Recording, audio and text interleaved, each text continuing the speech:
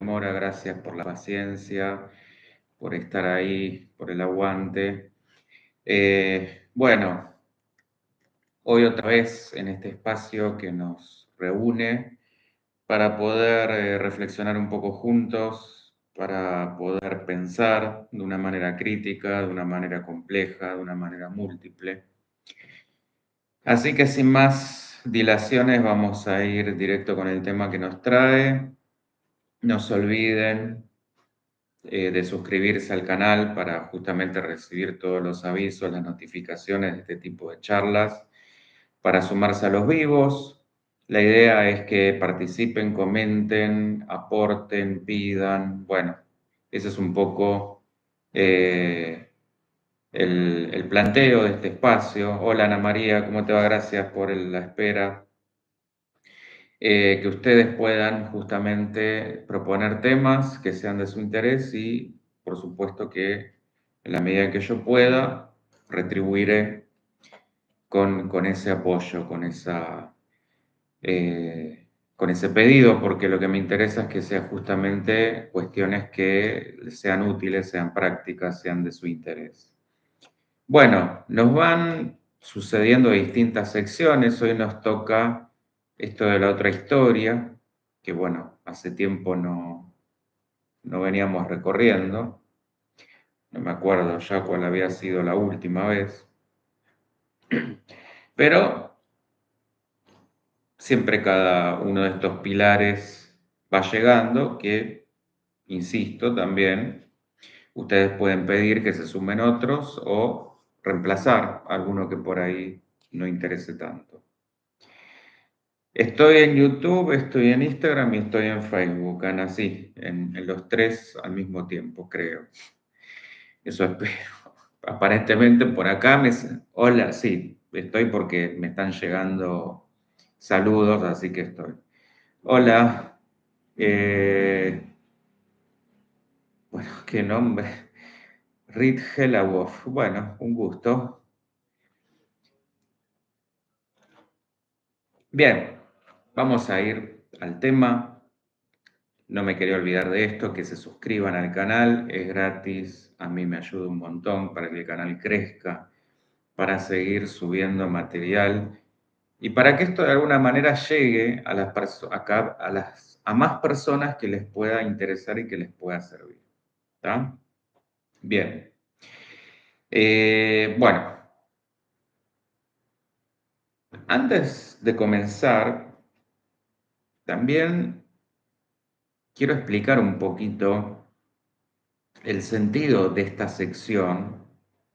Porque algunos podrán preguntarse, siendo un espacio de psicología, por más que sea una psicología diferente, o por más que yo sea un caso medio extraño, algunos se podrán preguntar en qué se relaciona esto con la psicología.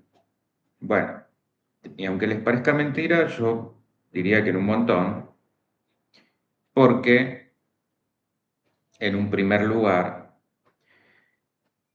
estamos, como vengo diciendo, hechos de estas historias, de estos mitos, que es otra de las grandes secciones que nos van recorriendo.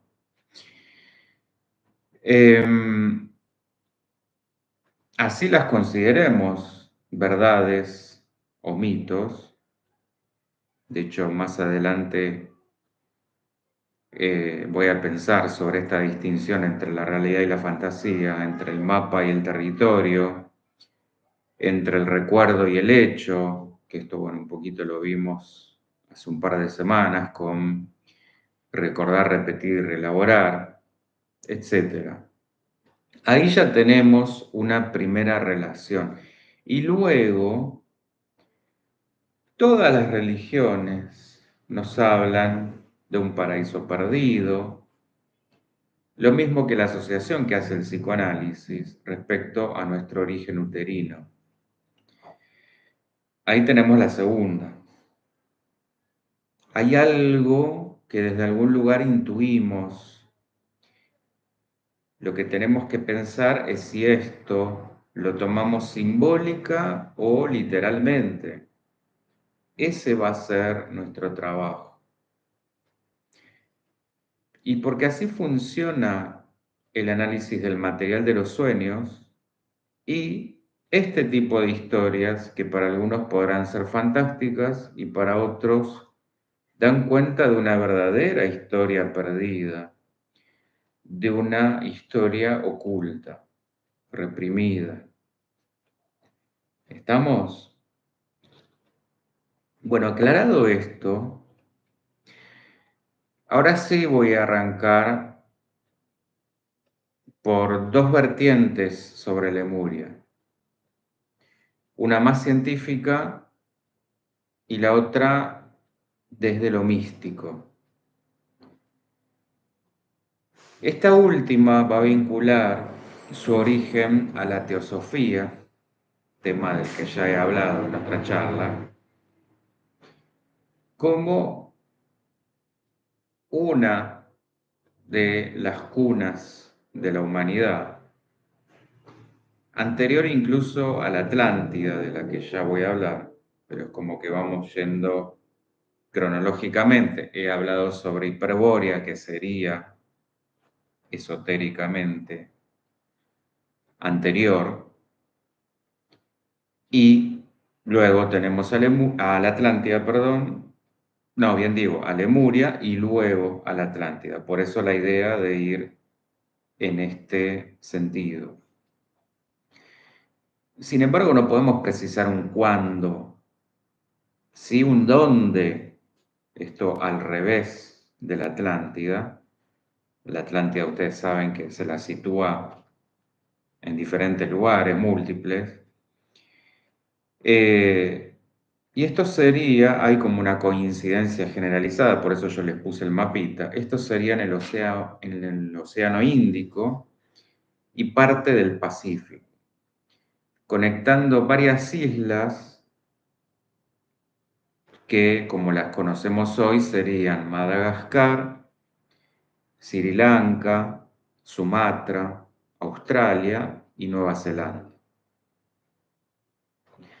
Esto es un continente hipotético que, al igual que luego pasó con la Atlántida, se cree que se hundió en las profundidades del mar, llevándose consigo una civilización muy avanzada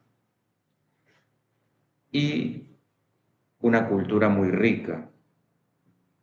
Bueno, y vayan uniendo flechas con lo que vimos sobre la repetición y cómo esto sucede tanto en lo individual como en lo colectivo humano. La corriente más científica se relaciona con un zoólogo y un abogado británico de nombre Philip Sclater,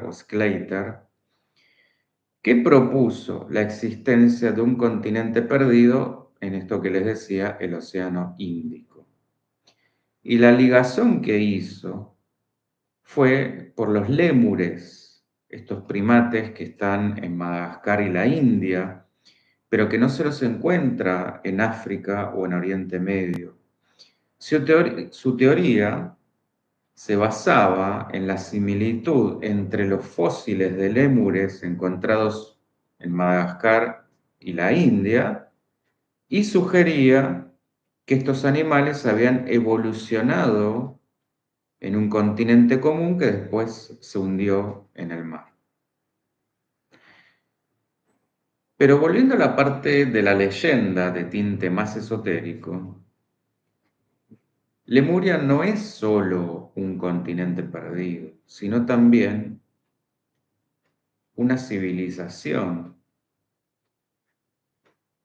evolucionada que habría prosperado en sus costas y según algunos relatos, los lemurianos eran seres espirituales y sabios que poseían conocimientos adelantados en lo que era la ciencia y la tecnología.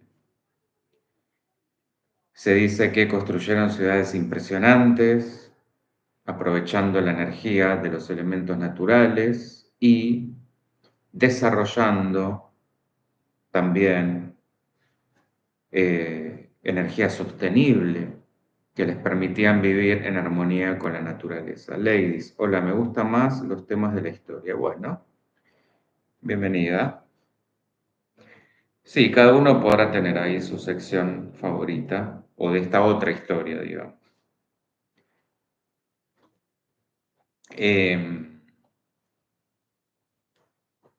Y aquí también la cuestión se va a dividir entre quienes los consideraban seres muy evolucionados en una conciencia colectiva, que podían manifestar lo que quisieran con el pensamiento o con el canto. Esto se me hace muy, muy lindo, muy simbólico, y muy relacionado con la parte del arte en su nivel más transformador, pero tomado así literalmente. Tenían un cuerpo más energético que físico, es decir, apenas etéreo. Se comunicaban telepáticamente, por lo que no existía ni la mentira ni la dualidad. Pero algunos de ellos habrían sentido curiosidad por experimentar la densidad material, y así es que se fueron formando divisiones desde esa fuente original, desde ese colectivo, cayendo en la ilusión de la separación y perdiendo gradualmente sus poderes. Esta es, como dije, una versión de la historia. Por eso el sentido de esta sección es justamente que conozcamos como el lado B. Más adelante les voy a contar otra versión, una segunda versión. O sea, como que son varios lados B, no uno solo. Y por supuesto que la leyenda de Lemuria también se ha relacionado con la Atlántida, otro continente perdido que se cree que existió por su nombre, como en el reverso, el Océano Atlántico. Y algunos creen, Ana María, ¿quién se supone que cuenta esto? Bueno, ahí están las dos versiones. Tenés una científica que es desde este zoólogo y abogado británico que formuló una teoría sobre un continente perdido a partir de la relación que hizo de los lémures, estos primates que encontró en Madagascar y en India, pero no estaban ni en África ni en Oriente. Entonces teorizaba que, habiendo esa similitud entre los fósiles, supondría la existencia de un continente perdido común. Eso por un lado. Y por el otro tenemos la versión teosófica, la esotérica, que es mucho más mística, mucho más espiritual. Están ambas. Así como tenemos en la Atlántida, que ya lo vamos a ver, la versión filosófica, la de Platón, que la describía con lujo de detalles, y por supuesto también la otra, la esotérica. Hola, Turángel, Buenos Aires, ¿cómo va? Bienvenido. Bien. Eh, entonces, por eso decía,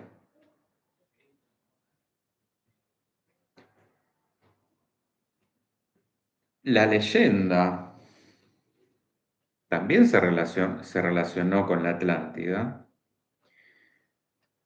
y algunos creían que ambas eran parte de una red de civilizaciones avanzadas que se extendían por todo el planeta y que compartían conocimiento y tecnología. La conexión entre estas dos, Lemuria y Atlántida, es un tema de debate, por supuesto, pero es innegable que ambas leyendas han capturado nuestro interés, nuestra imaginación. Y retomando el hilo teosófico del asunto, o del comienzo, en la mitología esotérica, específicamente de Elena Blavatsky, que ya la he mencionado en la charla sobre teosofía, Lemuria y la Atlántida simbolizan distintas etapas evolutivas humanas. Ella graficó esto en una cadena de 7 razas raíces, así ella denominó a cada etapa evolutiva, en la que Lemuria pertenecería a la tercera y la Atlántida a la cuarta. Por eso yo decía que vamos a ir como en este sentido cronológico. Y que a raíz de una guerra entre ambas, esto difícil también como de asimilar porque se supone que estamos hablando de épocas distintas, pero evidentemente en algún momento hubo una transición y confluyeron. Lemuria sucumbe frente a unos atlantes más elevados o más avanzados, mejor dicho, en tecnología, pero ya corrompidos hacia las artes oscuras. Bueno, esto como ya anticipé, lo vamos a ver en una charla específica sobre la Atlántida, pero es Blavatsky quien, desde la teosofía, establece a Lemuria como cuna de la humanidad, habitada por gigantes, y esto hagan la relación con la Biblia, con poderes psíquicos que fueron degenerándose hasta su colapso, su hundimiento. Tema también bastante simbólico. Por algo Freud también representa el inconsciente como un iceberg del que solo vemos lo que está a la vista. Todo lo demás está bajo el agua. Luego de esta cuarta raza, Blavatsky describe a la quinta, que es la raza aria. Ya voy a hablar sobre esto, que es la que conocemos en la actualidad. Y lo que les narré sobre Hiperbórea, si se acuerdan, está también esa charla, sería la segunda, es decir, previa a Lemuria, aludiendo allá lejos y hace tiempo a un supuesto origen espiritual perdido que fue manipulado con fines perversos que todos ya conocemos. Es decir, si se acuerdan de aquella charla, cómo muchos utilizaron este supuesto origen hiperbóreo o se atribuyeron que eran hiperbóreos para fines políticos, concretamente el nazismo. Estamos. Aunque la teoría de Lemuria ha sido, por supuesto, que desacreditada por la comunidad científica. Por eso a mí me interesa acá que tengamos ambas visiones, no descartar ninguna, por supuesto, la científica, pero también escuchar la otra. Porque de esta integración se trata. Muchas veces lo que se ha tomado por fantasía resulta que no lo era tanto y que había que decodificar esa simbología, no tomarla literalmente, pero sí algo de eso había, como en todo mito. Más allá de, por supuesto, la desacreditación científica, su legado persiste en la cultura popular y en algunas corrientes espirituales y pseudocientíficas. Ha inspirado muchas expresiones artísticas, como suele suceder, y nos enfrenta una vez más, como muchas de estas historias, a esos rincones oscuros y desconocidos de justamente nuestra propia historia. Esos sueños vívidos que no podemos explicar. Yoko, saludos desde Tecamac, Estado de México. Bienvenida, muchas gracias, igualmente. Más allá de la disparidad histórica, Lemuria y Atlántida compartían una conexión, evidentemente. Como ya dije, hay una versión que nos relata una Lemuria con conocimientos espirituales y científicos que estaban en armonía con la naturaleza. Se decía que podían sanar con cristales y podían comunicarse con los animales y con las plantas. Y que por otro lado tenemos a los atlantes como seres de gran sabiduría y que habían desarrollado también tecnologías que les permitían aprovechar, por ejemplo, la energía del sol o del viento. Y según la tradición esotérica, Lemuria y Atlántida estaban conectadas a través de una red de energías y de conocimientos que se transmitían de una a la otra. Se cree que los lemurianos transmitieron sus conocimientos espirituales y científicos a los atlantes, quienes, por supuesto, los integraron a su propia civilización. Y esta conexión se dice que les permitió desarrollar tecnologías avanzadas que estaban también en armonía con la naturaleza. De modo que esto va siendo, si hubo, por supuesto, en algún momento una confluencia temporal, es decir, si coexistieron, hubo un traspaso. La otra posibilidad es que cada una de estas, con con su sepultamiento, quedaron perdidas y fue como un nuevo comienzo, como un reseteo, como hemos visto con Hiperbórea, como hemos visto con Tartaria, como estamos viendo con Lemuria. Bueno, momento de que pensemos la primera relación que les prometí al comienzo, que es un poco también lo que explico sobre cada uno de los grandes mitos y lo que vimos con más claridad quizá en aquella charla de recordar, repetir y reelaborar.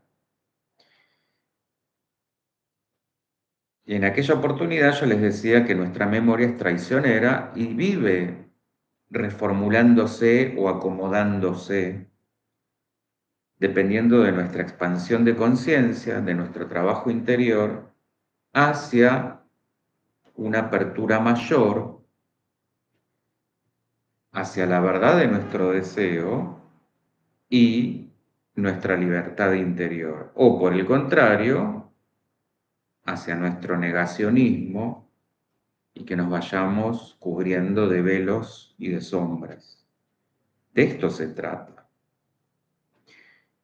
La objetividad como tal no existe, o sea, pretender que yo pueda recordar exactamente, tomar una memoria exactamente como sucedió, imposible. ¿Por qué? Porque nosotros somos diferentes y vamos haciendo un trabajo de reacomodamiento. Esto va siendo como por capas, podemos ir recuperando de a poco, pero nunca va a ser la copia exacta de aquello que sucedió. Y este es el gran cambio de paradigma que estamos viendo con la física cuántica. Es decir, todo está mediado por la subjetividad de quien observa, de modo que lo que llamamos realidad va a estar influenciada por el observador. En otras palabras, nunca podré conocer realmente el territorio barra universo. Jamás va a coincidir de forma exacta, aún yo tenga el mejor mapa. El mapa es lo que podré ir perfeccionando, pero nunca va a ser exactamente el territorio. Esto sería como el escaneo que puedo hacer de una geografía y después reproducirla en un simulador, pero nunca va a ser lo mismo que estar ahí en el lugar. El territorio solo lo puede terminar conociendo el creador, o como lo queramos llamar. Lo demás van a ser intentos de acercarnos. Cuanto más consciente hagamos lo inconsciente, mejor mapa, pero no deja de ser una nueva ilusión hasta captar una nueva dimensión, otro pedacito de esa realidad. ¿Se entiende? Ya saben, dudas, preguntas, comentarios, para eso están habilitados los chats. Y sobre la segunda relación prometida, todos hablan justamente de una tierra, de un paraíso perdido, de una unidad que intuimos o que deseamos haber vivido, acá está el dilema, y nos ha quedado solo la melancolía de aquello como una utopía. Viendo el mundo actual, esto sé que parece una fantasía, un relato simbólico de aquello que deseamos y por ende lo idealizamos, y más nos oscurecemos, más lejos se nos parece esto. Pero pensemos en un planeta como el que nos muestra la película Avatar, por ejemplo. ¿Realmente sería tan extraño pensar en que algo así pueda suceder, pueda ser posible? Pensemos en esto espiritualmente. ¿No sería aquello más acorde a un estado más auténtico, más congruente que toda esta artificialidad patológica que hemos creado nosotros? Pensémoslo desde ahí. Son distintas realidades. Aquello para nosotros, por supuesto, puede parecer a hoy, como estamos, un delirio, un imposible. Si nos vamos allá, para ellos quizás esto parece algo totalmente inverosímil. ¿De qué depende? De nuestro estado de conciencia, de dónde nos paremos. De vuelta volvemos a esta cuestión relativa o subjetiva. Si pudiéramos de alguna manera comprender un poco esto de una conciencia colectiva, una conexión real, auténtica con los demás, no sería, me parece, tan alocado pensar en aquello. Lo que pasa es que, claro, hubo un anexo a lo que vimos la semana pasada sobre, no, la semana pasada no, la anterior, sobre si era posible una mente en blanco. Bueno, por supuesto que desde el ego, desde la personalidad, desde la separatividad, no hay manera. Esto implica una trascendencia hacia la espiritualidad, hacia una comunión, a ese volver a esta cuestión de unidad, a este ya sea paraíso perdido o estado perdido.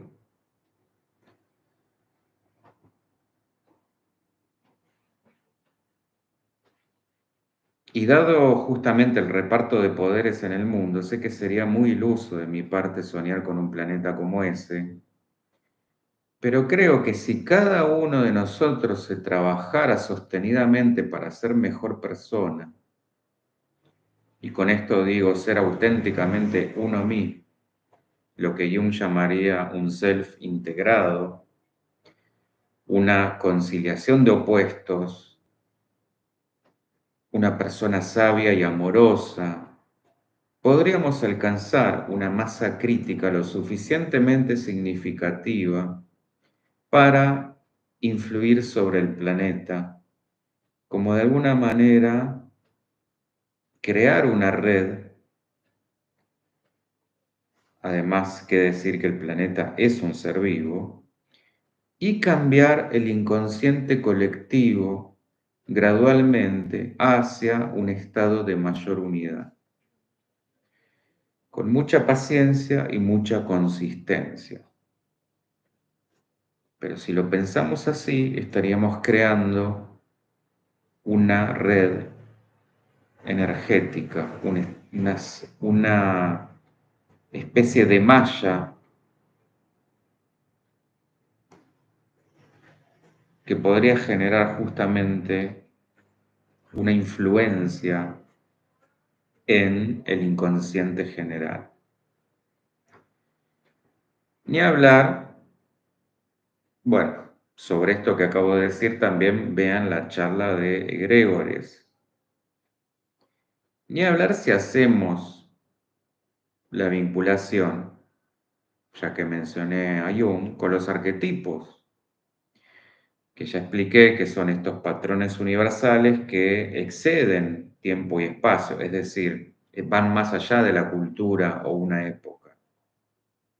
Y uno de ellos es la Madre Tierra, por ende, la continuidad de los mitos sobre estos continentes idílicos perdidos, Hiperbórea, Lemuria, Atlántida. Voy a incluir a Tartaria, si bien no es un continente, pero territorio enorme,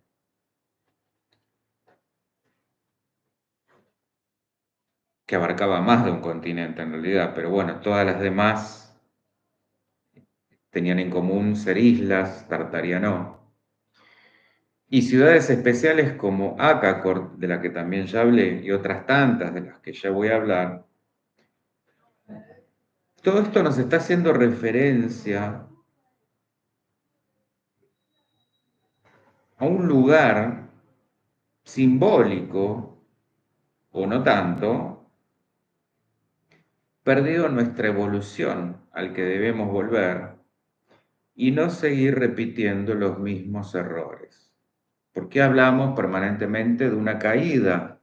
Caída de aquel paraíso, el jardín del Edén, caída de Hiperbórea, caída de Tartaria, caída de Lemuria, caída de la Atlántida. Extrapolen esto hacia las distintas extinciones masivas que ha sufrido el planeta. Y esto ya volvemos al terreno científico.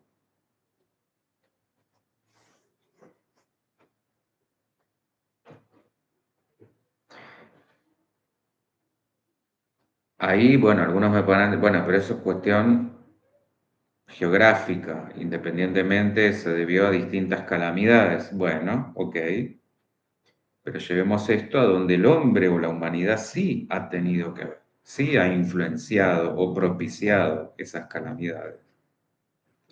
Porque esta viene a ser la moraleja o la enseñanza de estos mitos o de esta otra historia.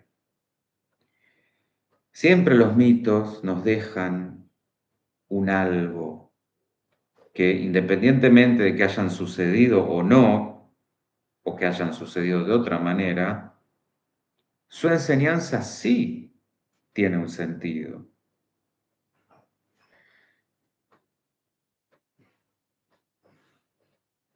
Y en este sentido, cada caída implicó un reseteo. Entonces, Reed Helabov, son 7 razas por planeta y luego se convierte en una luna. Según la versión de Blavatsky, estaríamos hablando de 7 razas hacia lo que después sería una evolución de, digamos, un ser humano evolucionado o superior, más espiritual, no necesariamente se convertiría en una luna.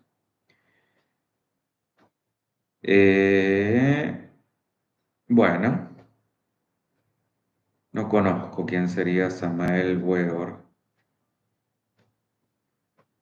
Hola Shanti, ¿cómo te va?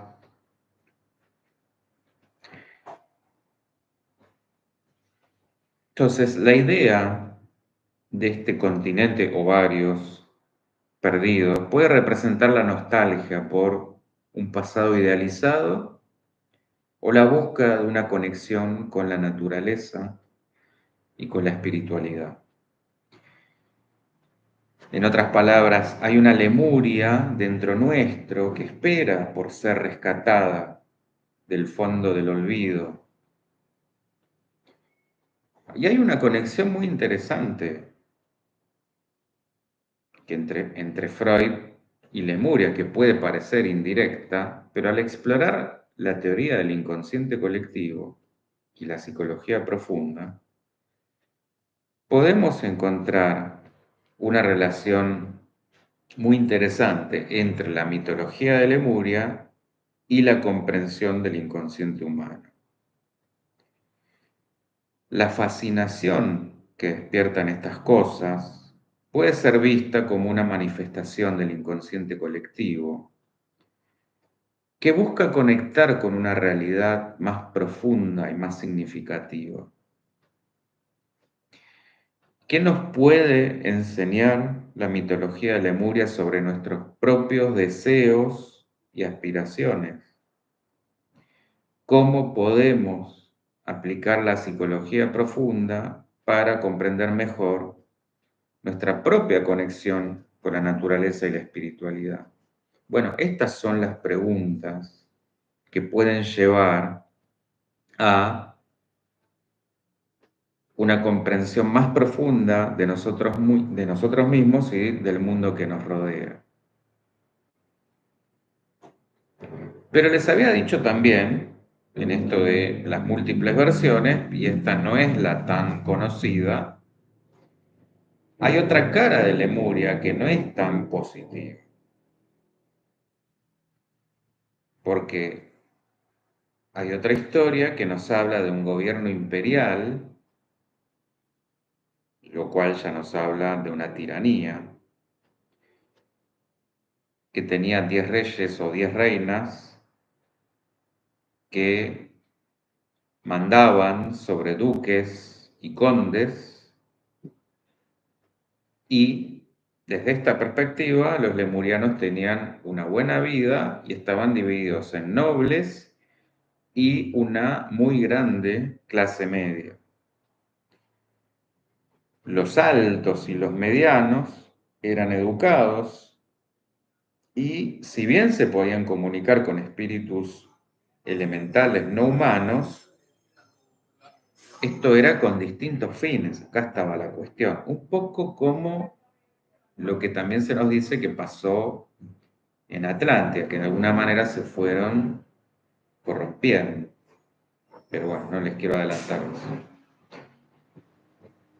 Y en esta parte es donde entra la magia, además de la tecnología, que había llegado, sí, a un avance mayor del que vemos en nuestro tiempo, como esto que les decía al principio, energías renovables, armas que usaban energía, medios de transporte, eh, mucho más también, más avanzados y hasta un mayor desarrollo de lo que hoy está empezando a hacer la inteligencia artificial. Hola, Maros, ¿cómo te va?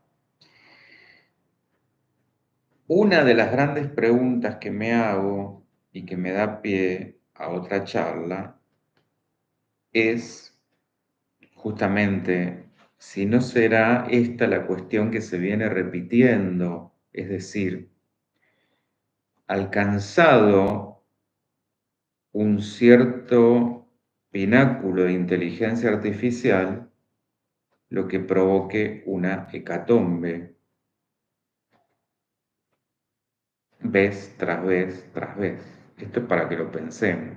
De hecho, hace poco leí una nota que le preguntaron a la inteligencia artificial cómo se imaginaba la humanidad en el año 2100 y la respuesta es bastante escalofriante, pues decía que si bien íbamos a seguir existiendo, como que éramos totalmente eh, inútiles, por decirlo lo más suave que se me ocurre. Como que éramos secundarios y estábamos al servicio de las máquinas. Bueno,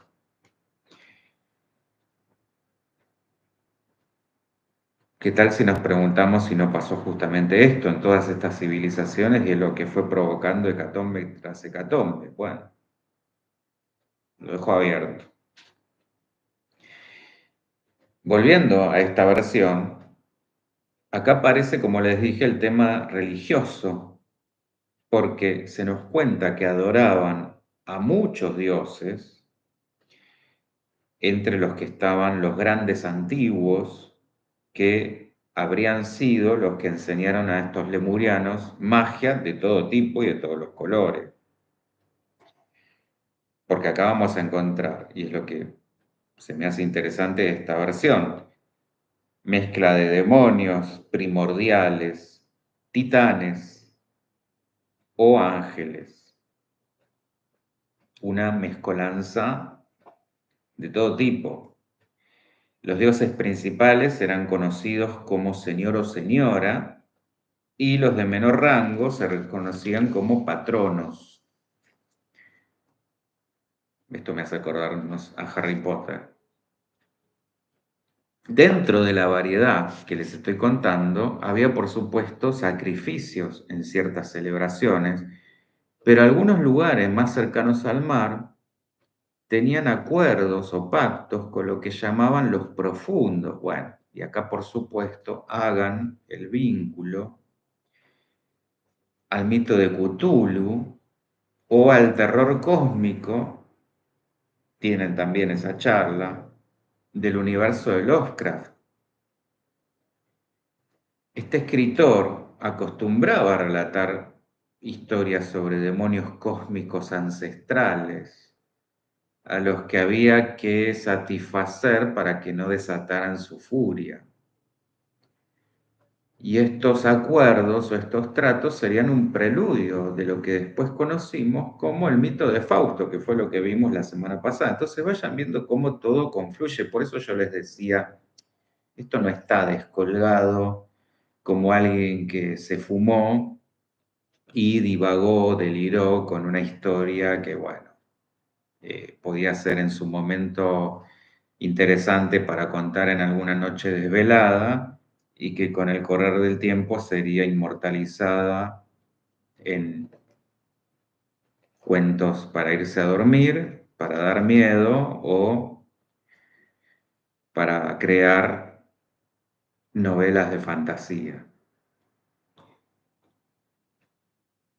Este relato nos va a decir también que en la última glaciación, Lemuria fue sepultada, dejándonos solo todas estas especulaciones. Y su aura misteriosa aumentó por obras como el Necronomicron, esto es un grimorio ficticio también creado por Lovecraft,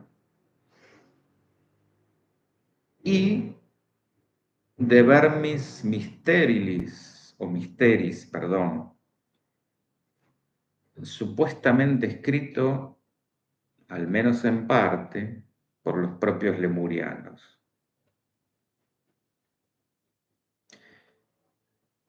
El Necronomicon es una obra que existe, autoría de Lovecraft, donde supuestamente él ahí vuelca conjuros para invocar a este tipo de seres que, de ser reales, mejor, por las dudas, no llamarlos.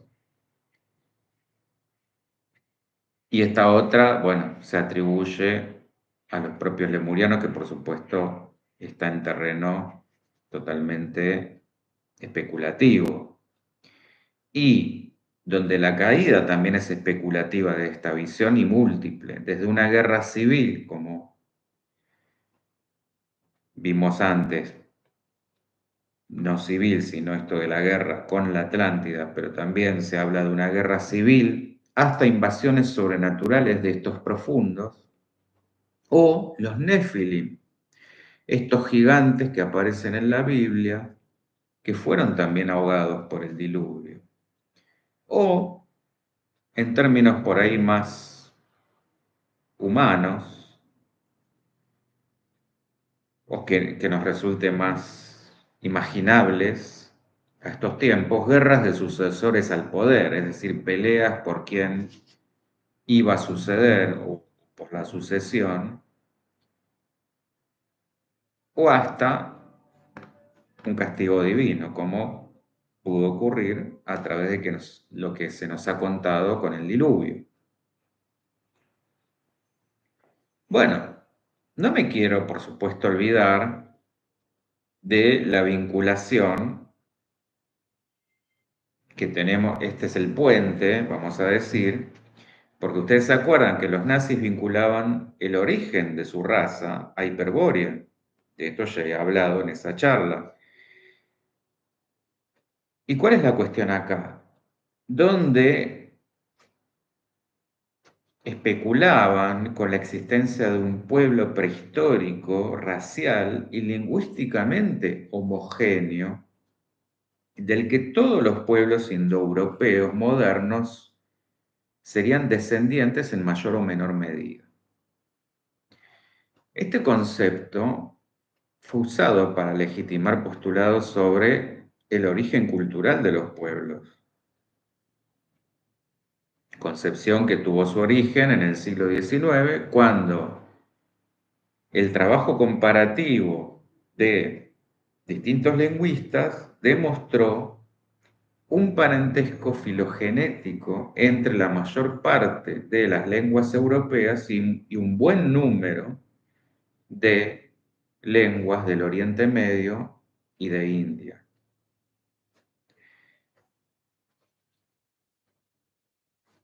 De alguna manera demostraron que había una relación entre el antiguo avéstico, el antiguo sánscrito y los principales grupos de lenguas europeas, incluyendo latín y griego, todas las lenguas germánicas, célticas y eslavas.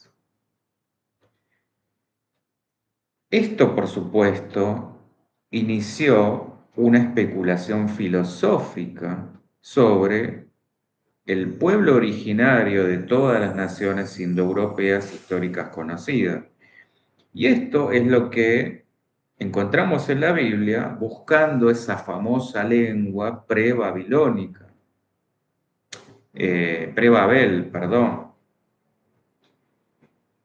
cuando se habla de que había una sola lengua.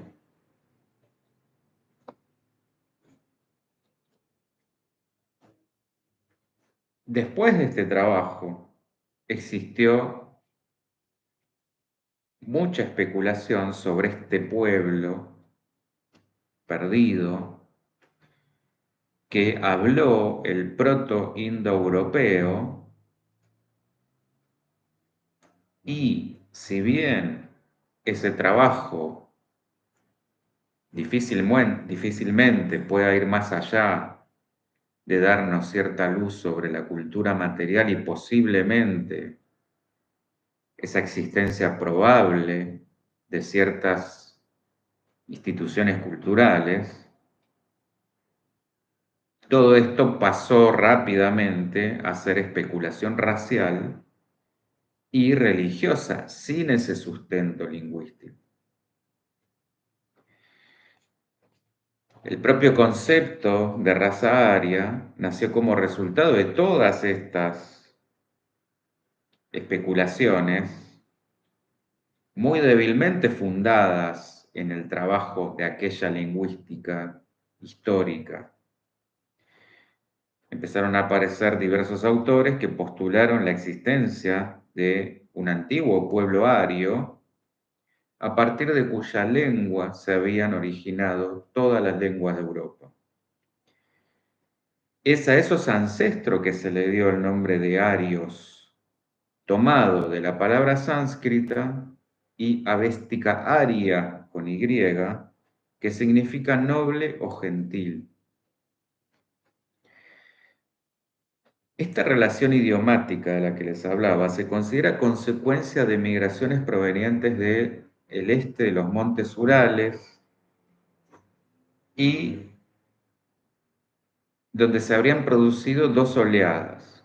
Una que migró hacia el sur de Asia, cuyos descendientes son los pueblos iranios, esto es Irán, Afganistán, Tayikistán, Beluchistán, Kurdistán, y los pueblos indostánicos, India, Bangladesh, Sri Lanka, Pakistán, y la otra oleada que emigró hacia Europa, sobre todo a las zonas meridionales como Italia y Grecia.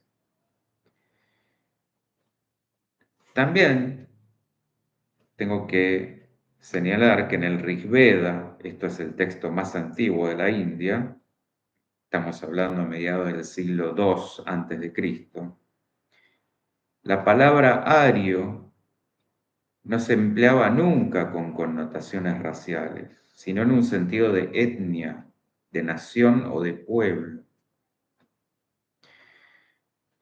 y que aún es usada por el zoroastrismo, por el budismo, por el jainismo y por el hinduismo, con este significado de noble o de espiritual, como también denominando una cualidad divina, como renacido o como nacido dos veces, es decir, que renació después de un rito de paso.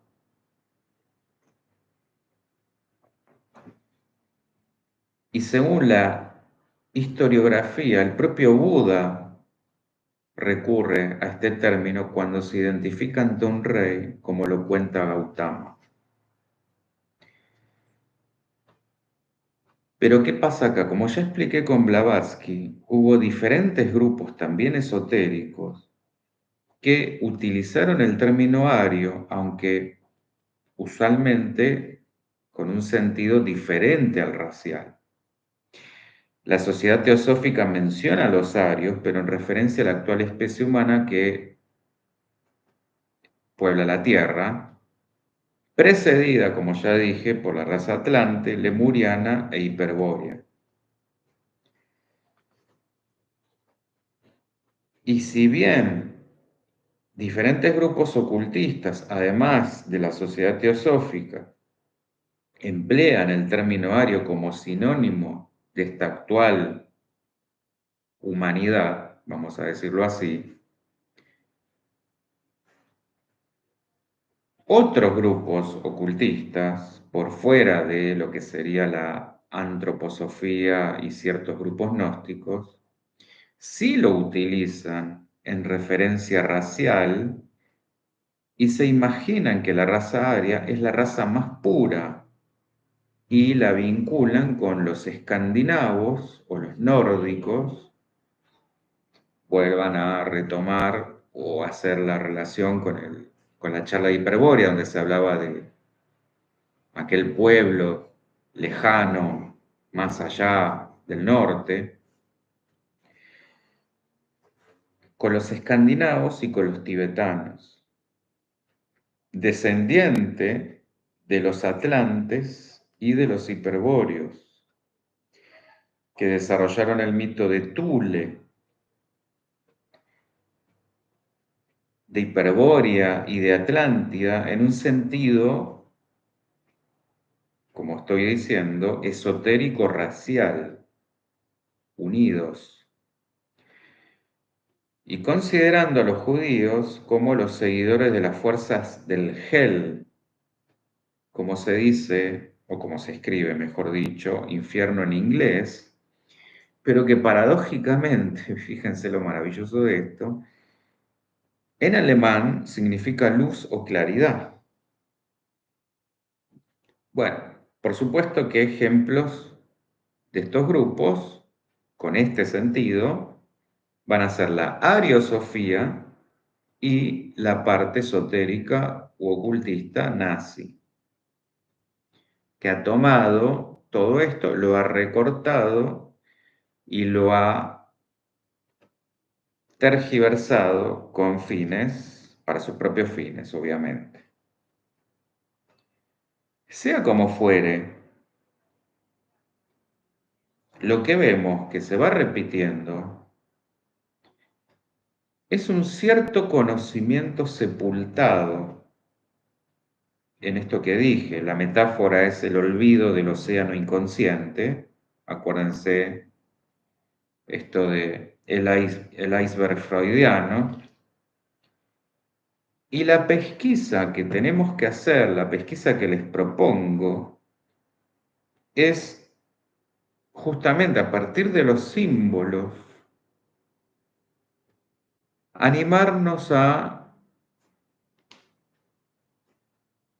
como si fuéramos buzos, animarnos a abrir esos tesoros y ver qué encontramos. Esta es la idea, este es el trabajo. Donde por supuesto por ahí nos llevamos más preguntas que respuestas, pero bueno, quizás en algún momento podamos dar con con algo más que estas pistas que han quedado como perdidas, como muy difícilmente relacionables, pero quizás en algún momento logremos llegar a ese estado de conciencia donde podamos recordar desde otro lugar, como sucede justamente con el trabajo personal que uno hace a través de una terapia, que de a poquito va logrando acordarse de más cosas hasta que en algún momento la ficha cae. Bueno, quizás esto suceda también a nivel colectivo, humano, y nos podamos empezar realmente a acordar de nuestra propia historia, como ha sido o lo más parecida posible, y sin que esté siempre narrada por una parte, generalmente por los que ganaron, por quienes la hicieron, y muchas veces con fines no precisamente sanos. ¿Está? De esto se trata. Para que pensemos. Bueno, dudas, preguntas, algo que haya quedado en el tintero. Y donde vayan viendo que hay una correlación entre todas. Vamos a ir uniendo Hiperbórea, Tartaria, Lemuria, Atlántida, Acacor, más todas las que vayamos viendo. Y todas las que ustedes pidan y se les ocurra. ¿Estamos? Bueno, muchísimas gracias, Ana María, Turángel, Yanti, HJB, Reed Hello of Ladies, Yoko, no me quiero olvidar de nadie. Bueno, gracias, qué bueno que YouTube como que de alguna manera resucitó. Y será hasta la semana que viene con, de vuelta, otra charla que nos vuelva a reencontrar. a amaros, no me quiero olvidar, por este mismo espacio, canal y tiempo. ¿Está? Bueno, será hasta entonces. Muchísimas gracias. Chau, chau.